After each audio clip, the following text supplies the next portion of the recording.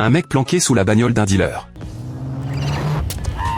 Notre héros c'est Ryan, un flic trouillard pur jus. Quand il poursuit un suspect en fuite, il y a une planche large comme ça à traverser. Il arrive pas à se décider. Résultat, il tape du pied et la planche s'effondre. La fille qu'il kiffe en secret se fout de sa gueule. Lui dit qu'il est plus peureux qu'une souris. Même la souris se sent insultée et lui plante les dents dans la main. De retour au commissariat. Grosse opération sur le point d'être bouclée. Ryan est chargé de surveiller les abords du port. Il enlève son oreillette pour répondre à sa mamie et loupe complètement les ordres du chef. Dans la foulée, il prend le parrain de la drogue pour son voisin et lui conseille gentiment d'éviter le coin ce soir. Il y a une descente de prévu. Le dealer flippe total et se tire dardard. Mais Ryan lui court après pour lui rendre son sac. Et quand la voiture du boss tombe en panne, il pousse même le véhicule comme un bon samaritain.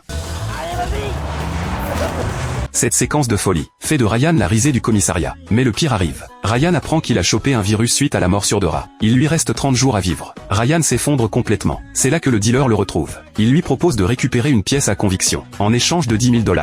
Autant mourir en s'amusant. Ryan lui demande carrément 100 000. Le dealer accepte sans discuter, mais il veut ça vite. Ryan file 50 000 à sa mamie, lui fait ses adieux, et part claquer le reste à Las Vegas. La belle ville argent facile les paillettes. Ryan découvre enfin ce que c'est d'être riche. Il enregistre même ses dernières volontés. Sauf que, le médecin réalise qu'il a confondu les dossiers. Ryan va parfaitement bien, mais le doc s'est mis dans la panade avec ses procédures foireuses. Les flics l'embarquent pour interrogatoire. Avant de partir, il essaie de passer un coup de fil. On croit qu'il a encore un fond de conscience, qu'il va prévenir Ryan. Ouais, je suis dans la merde. Faut me sortir de là, hein. Pendant ce temps, le dealer sent que quelque chose cloche. Il appelle Ryan en urgence pour savoir où en est la pièce à conviction. Ryan lui rit au nez. Genre, t'es qui toi pour me donner des ordres? Le dealer en rigole presque tellement il est énervé. Puis il balance une bombe à Ryan. Il lui dit qu'il a buté un flic. Et que ce flic c'était son père. Ryan, qui était en mode je m'en fous total, reçoit ça comme un coup de foudre. Une vengeance à accomplir, ça change tout. Il fonce au commissariat. Demande au chef de lui confier le dossier du dealer. Mais le chef en a ras-le-bol de lui. Si le père de Ryan n'était pas mort en service, lui permettant d'hériter du poste. Avec sa dégaine de poule mouillée, il aurait même pas réussi à devenir vigile. C'est alors qu'un suspect prend l'agent blond en otage. Tout le monde est paralysé. Ryan voit là sa chance de briller.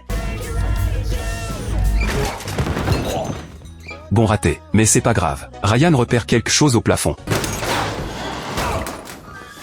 L'agent en prend pour son grade, mais il s'en sort vivant. La performance de Ryan impressionne tout le monde. Le chef retourne sa veste illico, et se met à chanter les louanges de Ryan à tout va.